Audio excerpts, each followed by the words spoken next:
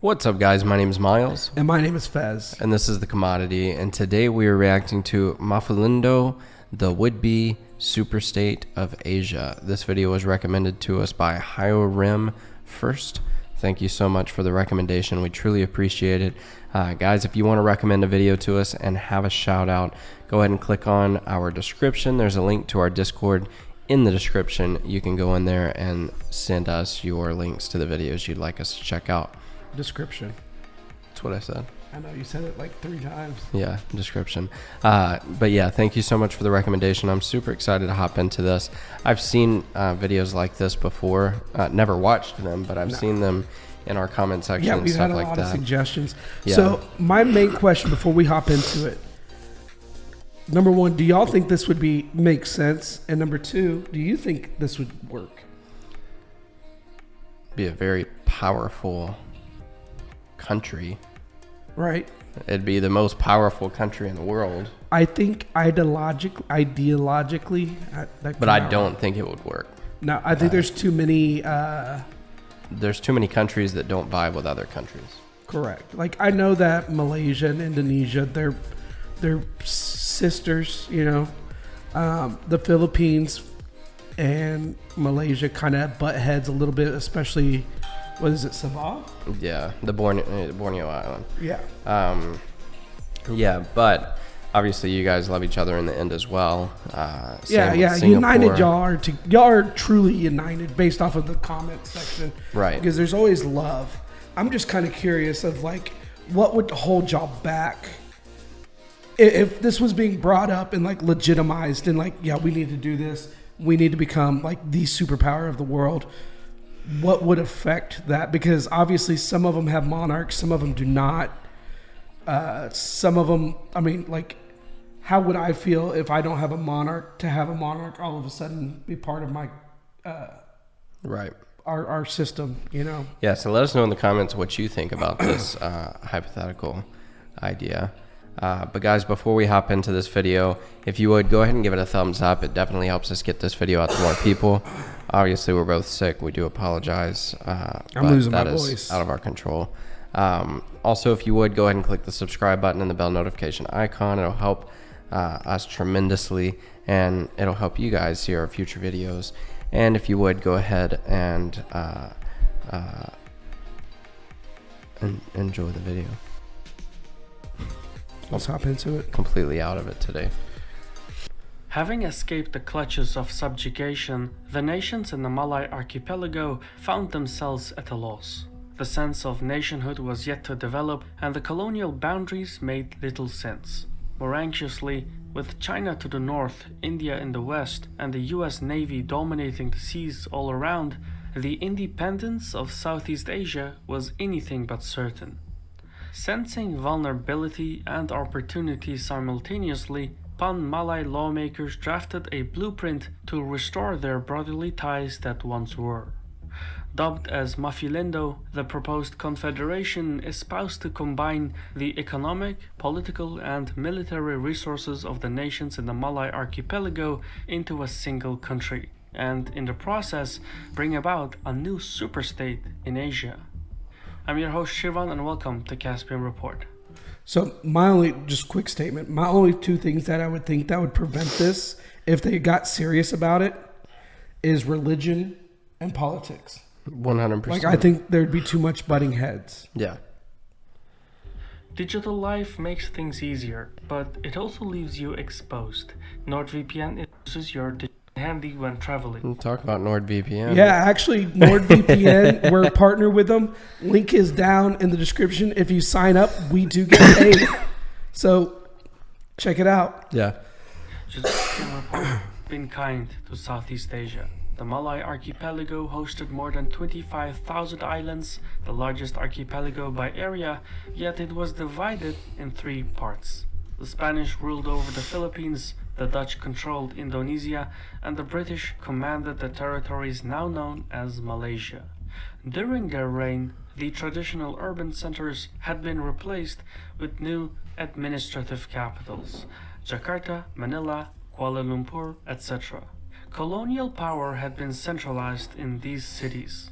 As a result of this blatant distribution of territory, many local communities had been split up or relocated, while some had been granted disproportionate authority. No consideration had been given to the demographic makeup of the region, not to mention the movement of people and goods. Centuries earlier, the indigenous populations had engaged in free trade and frequently exchanged goods, people, services, and ideas over vast distances. Much of the nobility in the Philippines, Malaysia, and Indonesia was bound by blood and commerce. The Filipino royal family in Manila, for example, traced its lineage to Brunei, while the nobles in Johor, Palembang, Jolo, and Palawan were related to one another. So when the European powers induced new borders, standing claims erupted everywhere. This form of colonial governance may sound reckless, but it was constructed deliberately so.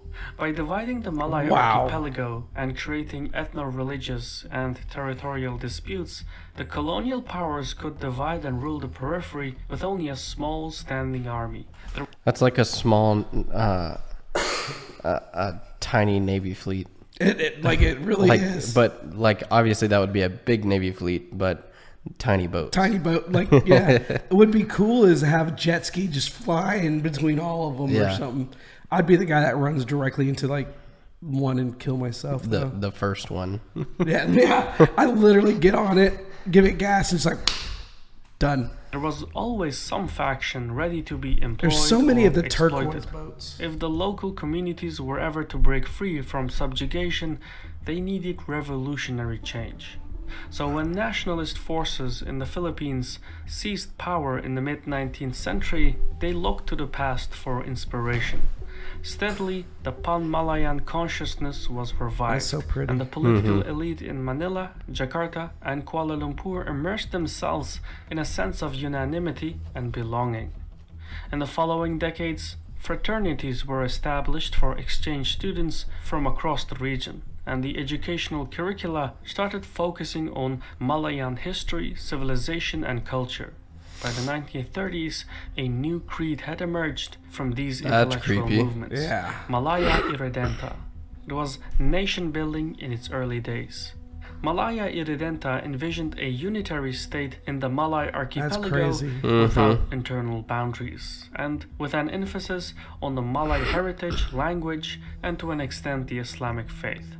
Malaya Irredenta gave the region a new lease of life, but things were not what they seemed. When finally the entirety of the archipelago secured its independence in the 1940s and 1950s, the area fell into disarray. The Philippines and Indonesia were busy consolidating power in their respective capitals, while China, Japan, and India were deemed the up-and-coming regional powers. On top of everything, global lines had been drawn between the United States and the Soviet Union. Southeast Asia found itself at the bottom of the list of power brokers. The situation was particularly dire in the former British territories in the Malay Peninsula and the island of Borneo. Unlike the centralized governments in Manila and Jakarta, the British colonial holdings had been separate entities. British Malaya and British Borneo had distinct governments, and even within those units, there were many more individual states. Technically, each of them had the right to go about their separate ways. Speaking about left and right side of Malaysia, don't the two areas still have a difference in government? Yeah, the ones on the right, aren't they? They handle their government a little different on the Borneo side than they do on the peninsula side. Correct. That's what I've read, or at least understand. Evolved in the same way as the city-state of Singapore. So, with the departure of the British, a lot of land was suddenly up for grabs. Territories that had sizable workforces, lush terrains, strategic passages, and were abundantly rich in resources. The prizes in this geopolitical pursuit were plentiful, and the leadership in Manila and Jakarta assumed as much. Just as the contest commenced, 9 Malay states and 2 Straits settlements joined forces and proclaimed the Federation of Malaya in the Malay Peninsula. And just like that, there were 3 It looks like a face. The eyes, the Kind of like a nose. clown face. And then you Like got a Joker face. No, I think I picture like something covering the head, and then you got eyes, a nose, mouth with a little shading on the cheek. That's the Joker. Pretty cool though. Yeah. rivals that competed for supremacy in Southeast Asia. The most convoluted area of dispute was the northern half of Borneo, comprised of 3 major regions: Sabah, Sarawak, and Brunei. All sorts of proposals were made to resolve the situation. It was to be unified into the North Borneo Federation or split up into smaller states. At the same time, the Philippines claimed the northern tip of Sabah, while Indonesia sought to unify the area with its own territory. To a certain extent, the negotiations even included the British government. But the most controversial claim was by the Federation of Malaya, which claimed the northern half of Borneo and sought to reorganize itself into a new nation called Malaysia. So I know you guys have a lot of disagreements about how that was handled. So please don't argue in the comments. Yeah. Now, the name Malaysia hinted to a unified Malayan state, which indicated trouble for policymakers in Manila and Jakarta. And if you do have civil discussions, Yes. Brinkmanship went back and forth Please. with no end in sight, and the tone became increasingly belligerent. Then, in June 1963, during a summit in Manila, a series of agreements was signed and Maphilindo as a political theory was conceived.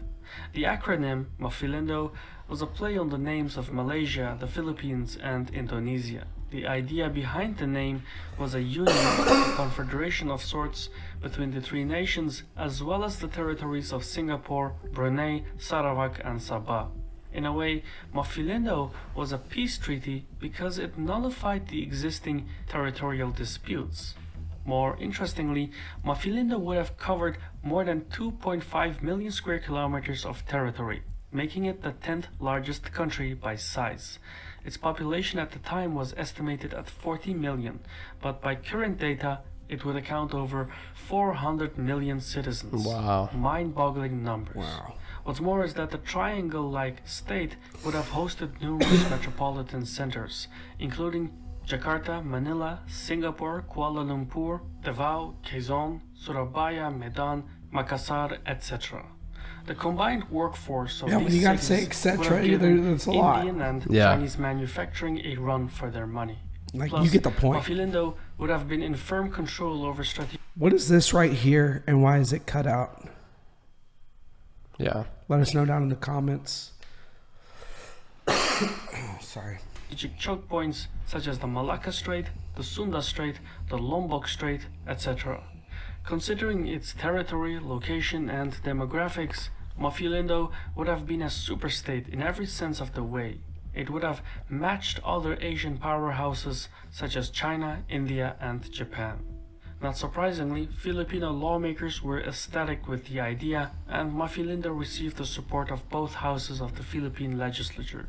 Yet, as ambitious as the project was, it had no leg to stand on. There was too much focus on Malay ethnicity, which left the minorities in Singapore and Malaysia feeling isolated. What's more, the internal divisions within Maphilindo would have left it exposed to American and Soviet influencing. For instance, the Philippines and Malaysia hosted large military and naval bases belonging to America and Britain, while Indonesia tended to side with the Soviets. But perhaps the most significant flaw of Maphilindo was its lack of structural reform. Despite its promise of close cooperation, Maphilindo delivered no political union or trade bloc. It was unknown what authority Maphilindo possessed. Was it a federal union like the United States, or a centrally controlled government like the Soviet Union, or maybe a decentralized system like in India? Nobody seemed to have the answers, and none of these possibilities were ever explored. Maphilindo was in fact a stillborn venture. The reason why it was proposed anyway. So it was proposed, but there really wasn't a whole lot backing it. It seems like the Philippines were 100%. In all honesty, I would have figured the Philippines would have been the most precautious of the three. Right. But it's the other way around because I feel like Indonesia and Malaysia are very similar. Mm-hmm. Obviously, a lot of differences, but yeah, in the big picture. Yeah. And compared to the Philippines, Malaysia and Indonesia are very similar. And then you got Brunei and Singapore, which I could understand why Singapore would be kind of defensive about it because they have a very specific way of life as far as like cleanliness and all these things that I feel like some other country, like even the U.S. Yeah, we wish they're cleaner than we are. We're probably one of the dirtiest countries. Like, to be fair, like I don't mean like the actual country itself is dirty. We just don't help the environment out enough. Right. Because I think our country is very clean as a whole. But this is actually a great concept. I've had the same argument, not necessarily the exact same, but more like a union between Mexico, United States, and Canada.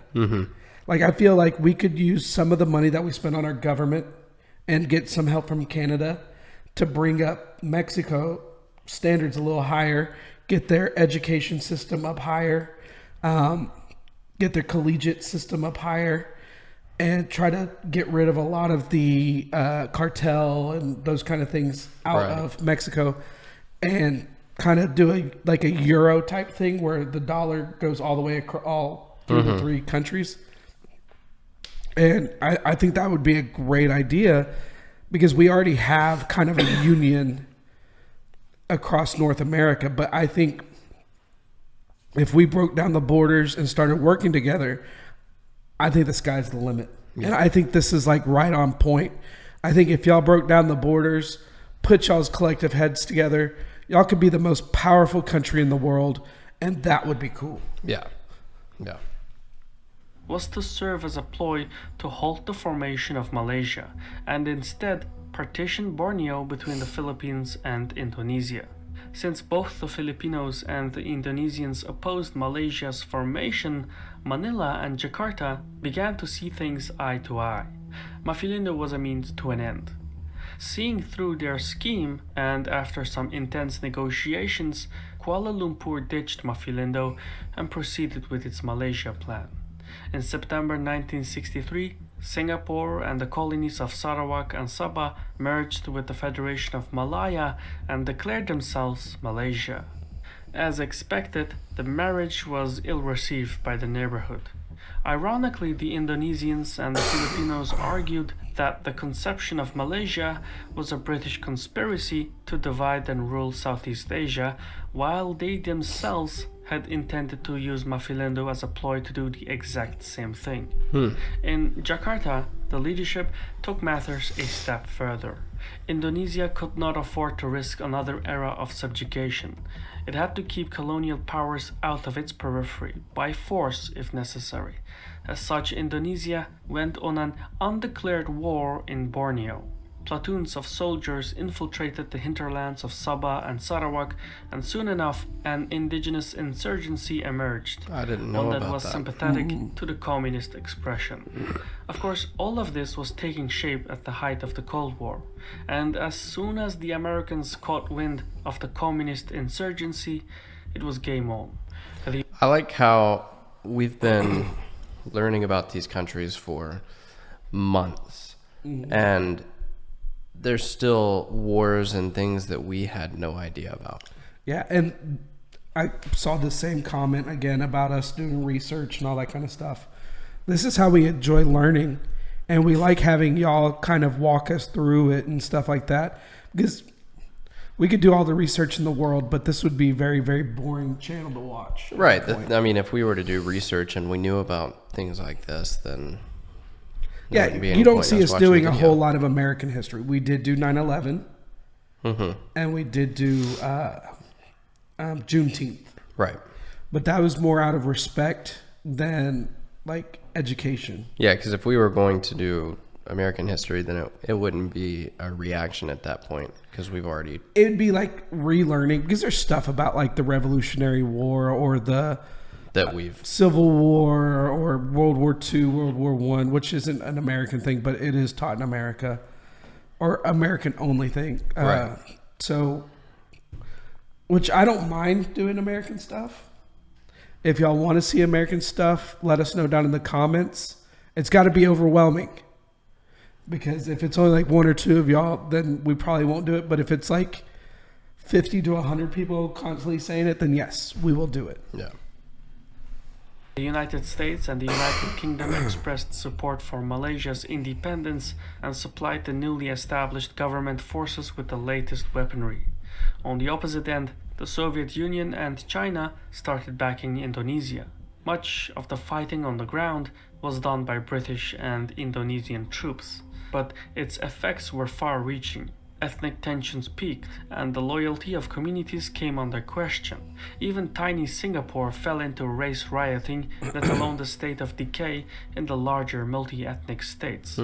Only Brunei managed to escape the situation somewhat undamaged because it had rejected the tripartite rivalry altogether. After 2 years of brutal combat, the fighting subsided, and by 1966, the Philippines and Indonesia made peace with the existence of Malaysia. The idea of Maphilindo, however, did not die off instantly. Filipino lawmakers proposed a new body to replace it, one that would allow non-Malay countries to join as well. This caught the interest of Thailand and Cambodia, and within a few years, the Association of Southeast Asian Nations, better known as ASEAN, came to life. Over time, its membership grew to include all of Southeast Asia. Tariffs were abolished, and disputes were mostly resolved through consensus building. ASEAN Now they have the ASEAN games and everything like that. To have many flaws, but it has mostly eliminated the tripartite rivalry between the Philippines, Indonesia, and Malaysia. Political talk on Maphilindo still comes up from time to time, but the replacement body ASEAN now stands as its ultimate legacy. I've been your host, Shirvan.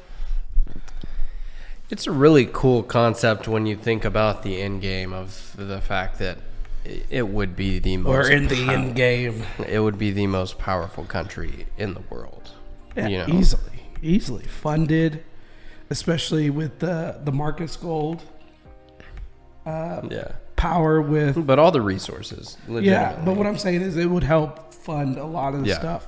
Because this wouldn't be able to happen overnight. And it would take a long time to make the money... Because you would have to connect all the countries together in a certain way. And then what are the islands called again that China wants? I can't remember. For some reason, and I know it's not these, the Canary Islands keep on popping in my head because of the... they're having a what's it called, volcano eruptions right now. But it's y'all will let me know down in the comments. My brain went blank, but you know which ones I'm talking about, right? That supposedly has a lot of oil and stuff, which I've also gotten conflicting answers from people. Some people are like, no, there's not actually oil. I even read on the UN, they don't think there's actually oil, but there is other things down there. Yeah. There's other resources. There's natural gas, supposedly. So even if there isn't oil, there's other great resources within those islands. Right. But I bet you there's oil. Yeah. Like China wouldn't be going over after something that doesn't have oil. Right. They're going for that. But y'all would be able to, y'all would literally be able to give the middle finger to China. Like if they're trying to take over something or do something or push their system on you. Because I'm not saying that the Chinese people are bad, but the government can be bad. Yeah. But I like this idea. I think it's a great idea. If I were a lawmaker or somebody of power, I'd really push this. It seems like the Philippines really want it more than anybody else. You got anything else you want to add? All right, guys. If you enjoyed this video, give us a like. If you want to see our future videos, hit the subscribe button and the bell notification. If you want to support us directly, hit the join button. And with that being said, my name is Miles. My name is Fez. Thanks for watching, guys. Peace out.